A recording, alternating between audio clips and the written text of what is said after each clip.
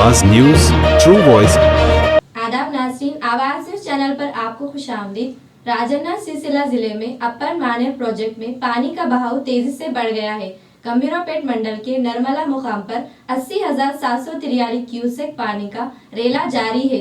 हकाम ने खबरदार करते हुए निचले देहात के अवाम को मोहतात रहने की हिदायत दी। अवाम से अपील की गई है कि किसी भी किस्म की लापरवाही से गुरेज करें और फौरी एहतियाती तदाबीर इख्तियार करें।